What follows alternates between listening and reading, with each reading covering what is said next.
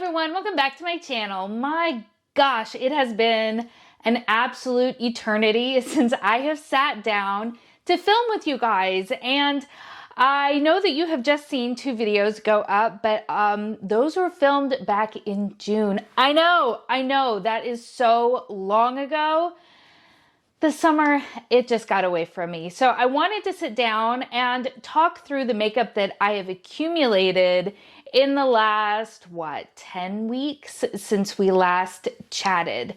Now, before I jump into it, if this is your first time with me, welcome. My name is Ashley and I am honestly beauty and makeup obsessed. I do a lot of beauty related content. I used to be a huge panner. I'm getting back into the panning space. But also, I just love to talk about and play with makeup. So if that is something that you are interested in, I do hope that you will consider subscribing. And without further ado, let's talk about this pile of makeup in front of me.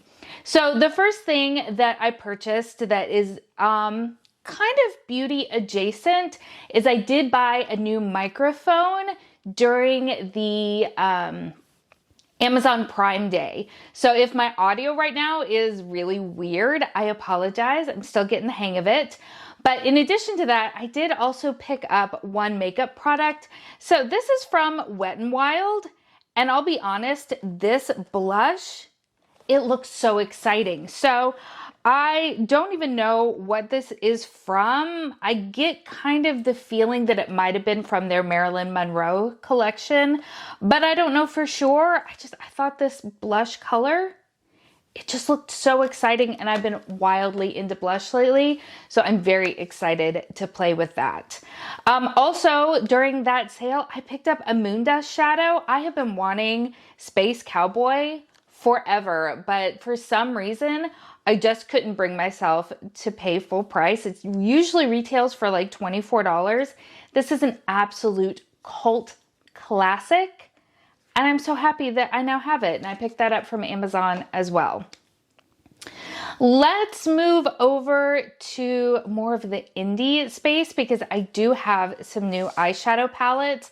I know apparently eyeshadow is trending out, but I don't care. I don't care. I love eyeshadow so stinking much. And one of my very favorite indie brands, Blend Bunny, they released their Longing palette, and I did absolutely pick that up. This is what the color story looks like. And it's just everything. It is just everything. I have always been a cool toned eyeshadow lover. In fact, when I first started my channel years ago now, I was so intimidated by warm eyeshadow. And then as I kind of found my groove with it, I got much more into it and more comfortable, but I've always been a cool toned eyeshadow girl at heart. And I love that cooler tones are coming back in style because it means I get to wear them more. Now, I am wearing one of these palettes on my eyes today, and that is from Beauty Bay. I did pick up their Botanical palette. Again, we are living in the cooler tones, and I'm not gonna lie, I have not been able to stop using this palette. Like I said, it is what I have on my eyes today. I really enjoy this formula, specifically in the 20 pan palettes. I have, I think, 3 or 4 of their like mega palettes, and those are nice too, but there's just something special about these 20 pan palettes, and I'm so stinking happy that I picked it up. The one that I have been so excited to have, and I am showing great restraint by not having dipped into it yet, and that is the new Glaminatrix Barely Basic palette. I was giddy when this released, and I was able to snatch it up. It took forever to get here because they're out of Australia and I'm here in the southeastern United States. But look at this. Oh, it is everything. It is everything, and I just know that this is going to be my go-to fall palette. I can't wait. I can't wait. I want to take some pictures with it before I dig into it, you know, when it's still nice and beautiful and pristine. And then I'm just going to go to town with it. The last sort of indie product that I picked up is also from Blend Bunny. I purchased this at the same time that I picked up the Longing palette. This is their Noctilucent palette, and this is technically a highlighter palette. However, I do not use it in that way. If you watch Annette's Beauty Corner, she is the one that really turned me on to this. You can't really see anything. Well, maybe a little bit right there. These are the most gorgeous iridescent multi-duochrome sort of goodness, but they are perfect for inner corner highlights, and that is what she almost exclusively uses it for, and I fell in love with that concept and that idea. So I am using this as an eyeshadow palette, even though technically it's a highlighter palette. Gorgeous. And of course, Blend Bunny has the best formula. They are flawless, and I know they have a new collection coming out. I'm trying so hard to rein in my spending, but oof, it looks so, so good. Also, Nomad just released, or as of tomorrow rather, when I'm filming this, just released their new fall palette, the Fuji palette, and I want it so badly. Those yellows and blues look amazing. Anyway, back to what I've actually purchased. I did, while it was on sale, picked up from One Size their Wicked collection.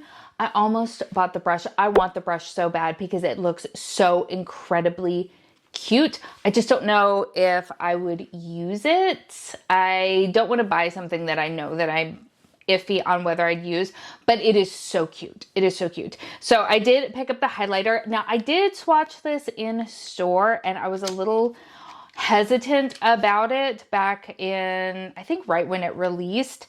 I was worried that it might be a little too deep for my personal skin, but I feel like I can probably sheer it out enough that I can make it work, and I love Wicked. My very best friend took me to see Wicked. She and I have our birthdays right within the same 2-week time period. So her dad had gotten her tickets to see Wicked, and she had a +1, and she invited me. This has been well over a decade ago, but it was my first time seeing it, and I fell absolutely in love with it. I'm excited about the movie because it looks like it's going to be a lot of fun. So I can't wait for that. But I did, of course, also pick up the eyeshadow palette, or I guess, I don't know if it's strictly considered an eyeshadow palette because there are a couple of blushes in here. But if you know me, you know that green is my very, very favorite color to wear on my eyes. I'm always a sucker for a green palette, and this palette has so many just yummy, gorgeous, shimmery greens in it. And then of course you've got the Glenda side, which has kind of softer blues and pinks and stuff. But I never really heard a lot of people talking about this, which doesn't surprise me terribly because a lot of times when you have themed releases, you have to be a lover of either that brand or that theme. But I am so excited. I've never tried any of the eyeshadows from One Size. Actually, I've tried very little from that brand. What I have tried, I've really enjoyed, so I'm very excited. I did pick up just one of the Sephora favorites that recently released. I was very excited about it at the time of purchasing it, but now that I have it in my hands, I think I would go back and tell Pass to Ashley to pass. So it has a mini Bosma blush in it. It's cute. I just have other ones that are a similar shade. I was very excited to try the Glossier Cloud Paint. Never tried this before. It's in the shade Puff, so that'll be fun to play with. I do enjoy the Makeup by Mario formula, so this is in the shade Perfect Pink. I do like this. Where it kind of goes a little bit wrong for me. Well, this isn't wrong. I just already have this. This is one of the mini Rare Beauty liquid blushes in the shade Joy. Gorgeous color. I'm happy to have it, but even in the minis, I will probably never ever go through it. So I'll be gifting that to someone else. The Iconic London, look how cool that looks. It's such a neat, like, visual. Let's see if, yeah, there we go. It is such a neat visual, and I do like the formula. I have another one of these. What I don't like is the sprayer. It comes out like a fire hose and it doesn't give you like a nice mist. Like it's a targeted attack. So I'm not super thrilled about having this. I'm always almost wondering if I can decant it into something else and if that'll work better. But because it's got shimmer particles in it, I'm just not so sure, but we'll give it a go. And the biggest disappointment is the Merit stick. So this is one of their highlighter sticks in the shade Bounce. I have another shade that I picked up about a year and a half ago or so, and I didn't love it. It was really kind of greasy and difficult to use. It moves my makeup around. And so I thought to myself, perhaps I just got a dud or it's that shade or what have you. So because there was a full size in this Sephora Favorites bundle, I thought, well, I'll give it another try. And it's the same thing. This is just not my favorite formula. I think that if you are a no makeup kind of person and you want something that you just apply to your bare skin and sheer it out, I think that would work really nicely for you. But because I'm always applying multiple layers of makeup, it just doesn't work so well for me personally. All right, we are into the home stretch and some of the things that I've purchased most recently. Let's talk about the two things that I got from Ulta and everything else I picked up at Sephora. So I did decide to go ahead and pick up from Persona Cosmetics one of their bronzing multi-sticks in the shade Mojave. The other ones that they've had, I've been curious about, but they just leaned so warm. And this one is a lot more neutral. And so it just works for my skin a lot better. I am wearing it today. I have worn it quite a few times since purchasing it, and I do like it very, very much. So very excited to be playing with that. And then in that order, because I purchased something of, I think $25 or more, I got a free gift with purchase, and that was a full size of the Polite Society Greatest Lashes of All Time mascara. I am wearing it today. It's only my first time wearing it, so I really don't have an opinion on it. But I am excited to have a new mascara in my collection that I didn't have to pay for. So I don't think it's showing up super well because of the colors, but I don't really have a big excitement when it comes to Polite Society, so it's not something I would have purchased of my own free will, but it came to me and I didn't have to pay for it, so I'm thrilled with that. And on to my Sephora stuff. We are in the home stretch. They recently opened a Sephora super close to me, and I am over the moon because the one that is nearest to me, it takes like almost an hour to get there. And then they opened this one, which is considerably closer. It's only about 20 minutes away and it's happy. So I went a little bit bananas when I went in to check it out. And the first thing that I purchased, oh, I'm so excited. I'm so excited. This is the Giorgio Armani Luminous Silk Sunlit Creamy Bronzing Powder. I have been eyeing this on the Sephora site for so long, and I bit the bullet. I was thrilled to see how big it was, because you never can tell online when it's just the product shot. It may look one way and then you get it home and you're like, oh, okay. No, this baby is humongous. The packaging is gorgeous. Absolutely gorgeous. And then the product inside is beautiful. I'm so happy about this. This is a glowy bronzer, which I enjoy a glowy everything.